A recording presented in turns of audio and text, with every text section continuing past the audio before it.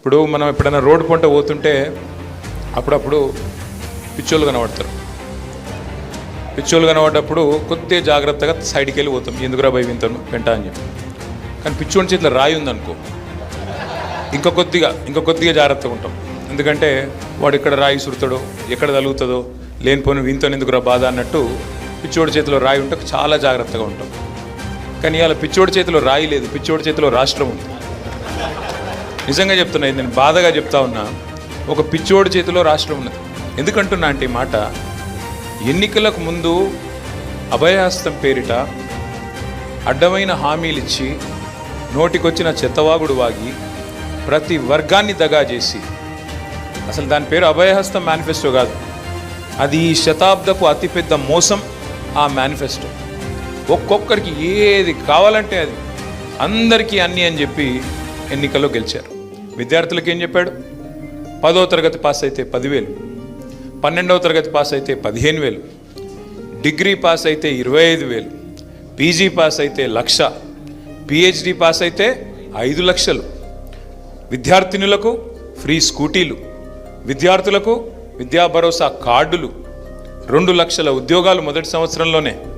అట్లాగే mega DSC, Urdu medium వాళ్ళకి special DSC. ఎన్ని మాటలు! బ్యాక్లాగ్ పోస్టులు ఫస్ట్ ఇయర్లో ఫిల్ చేస్తా, టెట్కు కానీ ఇంకో పోటీ పరీక్షలకు కానీ ఒకటేసారి ఫీజు కట్టాలి, మీరు ఎన్నిసార్లు కట్టే అవసరం లేదు. ఇన్ని మాటలు చెప్పి మొత్తానికి విద్యార్థులను రెచ్చగొట్టి, ఇచ్చిన ఉద్యోగాలను ఇయ్యనట్టుగా చెప్పి, ఏదో కేసీఆర్ గారు మీకు అన్యాయం చేస్తున్నారని చెప్పి రెచ్చగొట్టి, చివరికి మన ప్రభుత్వం పోవడానికి, కేసీఆర్ గారు ఇవాళ ముఖ్యమంత్రిగా లేకపోవడానికి ఆనాడు ఏ రకంగా విద్యార్థులను వాడుకున్నాడో మీకు బాగానే తెలుసు. ఇవాళ ఒక్కటంటే ఒక్క హామీ 2.5 సంవత్సరాల్లో నెరవేర్చిండా లేదా ఒక్కసారి మీరు ఆలోచించండి. వచ్చిందా విద్యా భరోసా కార్డు? స్కూటీలు వచ్చినాయా? 2 లక్షల ఉద్యోగాలు వచ్చినాయా? మెగా డిఎస్సి అయిందా? స్పెషల్ డిఎస్సి అయిందా? ఇంకెన్నో చెప్పినాడు, 1-2 కాదు నేను చెప్పేటి, ఇంకా మర్చిపోయినా చాలా ఉన్నాయి. ఇవాళ ఒక విద్యార్థులనే కాదు, రైతుల్ని మోసం చేసినాడు. 10,000 కేసీఆర్ ఇస్తున్నాడు, నేను 15,000 ఇస్తా. నవంబర్లో తీసుకుంటే 10,000, డిసెంబర్ అయితే 15,000 ఇస్తా. ఉరుకుండ్రి, బ్యాంకు ఉర్రుకుండ్రి. కేసీఆర్ గారు 1,00,000 రూపాయలు రుణమాఫీ చేసిండు 2 సార్లు. ఆ రుణమాఫీ చేసిన వాళ్ళు మళ్ళీ మేము అనుకోకుండా అర్జెంటుగా ఊరికి మీరు లోన్ తెచ్చుకోండి, నేను వస్తూనే ఉన్నా, మొదటి సంతకమే పెడతా. 10,000, 15,000 మాత్రమే కాదు, కౌలు రైతులకు డబ్బులు ఇస్తా. రైతు భూ యజమానికి ఇస్తా, కౌలు రైతులకు ఇస్తా అని చెప్పి 22 లక్షల మంది కౌలు రైతులను మోసం చేసిండు. రుణమాఫీ అన్నాడు, రైతులను మోసం చేసినాడు. ఇలా ఏ ఊర్లోనన్నా రుణమాఫీ అయిందా చూపెడతావా ముఖ్యమంత్రి గారు? నీ ఊరికే పోదాంపా కొండారెడ్డిపల్లి, ఒకవేళ రైతులందరూ అక్కడ రుణమాఫీ అయిందని చెప్తే నేను రాజకీయాలు వదిలేస్తా, సన్యాసం తీసుకుంటా అని చెప్పి కూడా అసెంబ్లీలో అడిగినా. చూడడు, మాట్లాడాడు. ఎన్ని వర్గాలను ఎంత మోసం చేయాలో. ఇక ఆడబిడ్డలనైతే బంగారం సెంటిమెంట్తో కొట్టిండు. కేసీఆర్ 1,00,000 రూపాయలు ఇస్తుండు, నేను తులం బంగారం ఇస్తా, మీకు నెలకు 2,500 ఇస్తా, అత్తకు 4,000, కోడలకు 2,500.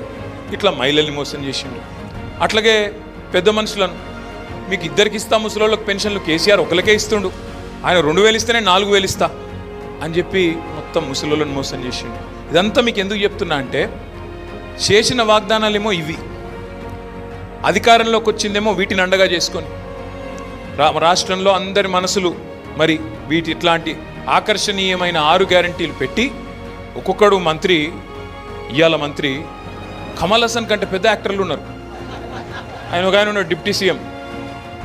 6 గ్యారంటీలు, గ్యారంటీ కార్డులు భద్రంగా పెట్టుకోండి, 100 రోజులు అల్మార్లో దాసుకోండి, 101వ రోజు మా వాళ్ళు వస్తారు, వచ్చి తీసుకొని, ఆయన ఒత్తి చెప్తాడు, మళ్ళీ అదో కథ.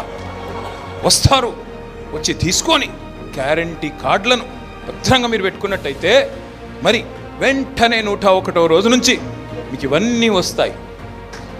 పెట్టుకున్నారు అల్మార్లా, మరి 100 రోజులు అంటివి 800 దాటిపోయాయి. ఇప్పుడు ఎక్కడ పెట్టుకోవాలి ఆ కార్డులు? ఏం చేయాలి వాటిని?